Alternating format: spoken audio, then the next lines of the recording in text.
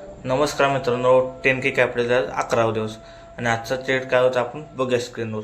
तर बघू शकता मित्रांनो, आज तारीख आहे 18/3/2025 आणि आज पण मी निफ्टी 50मध्ये ट्रेड केला होता. निफ्टी 50मध्ये काय होतं बघा, मार्केटात सकाळी चांगलंच गॅप ओपन होतं. गॅप ओपन झाल्यानंतर ही रेड स्ट्रॉंग कॅन्डल तयार होते, परत ही ग्रीन होते तयार. ग्रीन झाल्यानंतर इथं मार्केट थोडंसं वीक तयार केल्यानंतर आपण पुट साईडला ट्रेड घ्यायचं ठरवलं होतं, प्लॅन केला होता. पण पुट साईडला गॅप मोठं झाल्यामुळे प्लॅन केलं होतं, पण पुट साईडला काय मार्केट गेलं नाही. एक स्ट्रॉंग कॅन्डल झाल्यानंतर याचा हाय मोडल्यानंतर आपण इथं कॉल साईडला एंट्री घेतल्यानंतर बघू शकता इथं मला चांगलं 700-800 रुपयाचं प्रॉफिट दिसत होतं. पण इथं बघू शकता तुम्ही परत मार्केट रिव्हर्स झालं.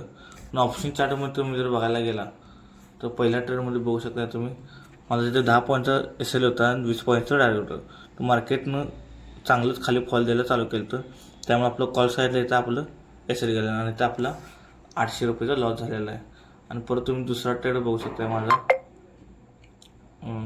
दुसरा ट्रेड आपण इथं मार्केटला इथं स्ट्रॉंग रेजिस्टन्स असल्यामुळे आपण इथं पुट साईडला ट्रेड घेतला होता. तुम्ही इथं बघू शकता मार्केट थोडंसं आले खाली, पण परत पुलबॅक घेऊन परत मार्केटनं आपल्याला टार्गेट दिले. पण आपल्याला काय पहिल्या एस गेल्यामुळं आपल्याला इथं पण थोडासा लॉस झालेला आहे. बघू शकता तुम्ही इथं मार्केट थोडा वेळ इथं कन्सल्टेशन करत होतो, पण आपल्या इथं शेवटी ऑप्शन चार्टमध्ये तुम्हाला जर दाखवलं तर आपला इथं शेवटी एस गेलेला आहे.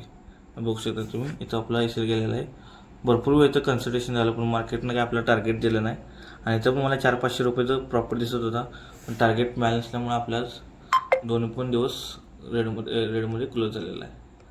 तर एवढंच आजच्या ट्रेडमध्ये. उद्या भेटू.